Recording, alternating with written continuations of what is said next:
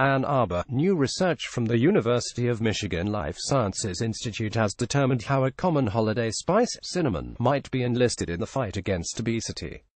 Scientists had previously observed that cinnamaldehyde, an essential oil that gives cinnamon its flavor, appeared to protect mice against obesity and hyperglycemia.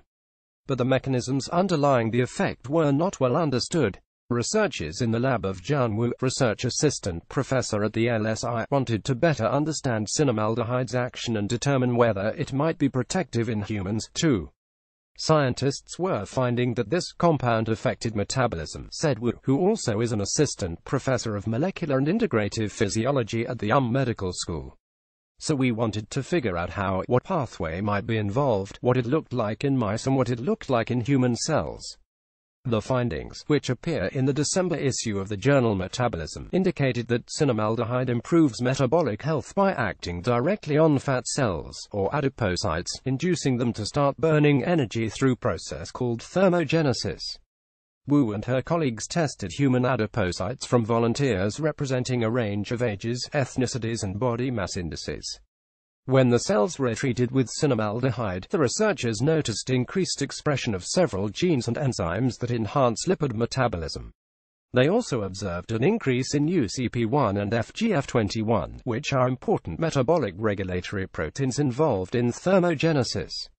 Adipocytes normally store energy in the form of lipids.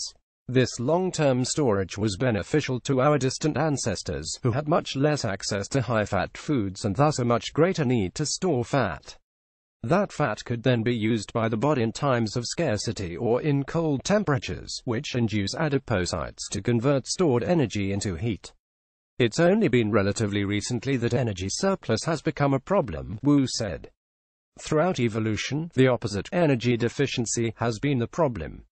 So any energy-consuming process usually turns off the moment the body doesn't need it. With the rising obesity epidemic, researchers like Wu have been looking for ways to prompt fat cells to activate thermogenesis, turning those fat-burning processes back on. Wu believes that cinnamaldehyde may offer one such activation method. And because it is already used widely in the food industry, it might be easier to convince patients to stick to a cinnamon-based treatment than to a traditional drug regimen. Cinnamon has been part of our diets for thousands of years, and people generally enjoy it, Wu said. So if it can help protect against obesity, too, it may offer an approach to metabolic health that is easier for patients to adhere to. Now, before anyone goes dumping tons of extra cinnamon in their eggnog in hopes of keeping holiday season and pounds at bay, Wu cautioned that further study is needed to determine how best to harness cinnamaldehyde's metabolic benefits without causing adverse side effects. The research was supported by the Human Frontier Science Program, Edward Mallinckrodt Jr. Foundation, National Institutes of Health and American Heart Association.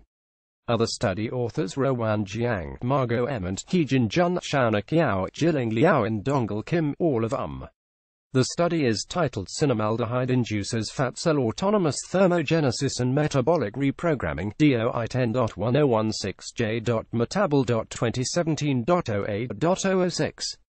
More information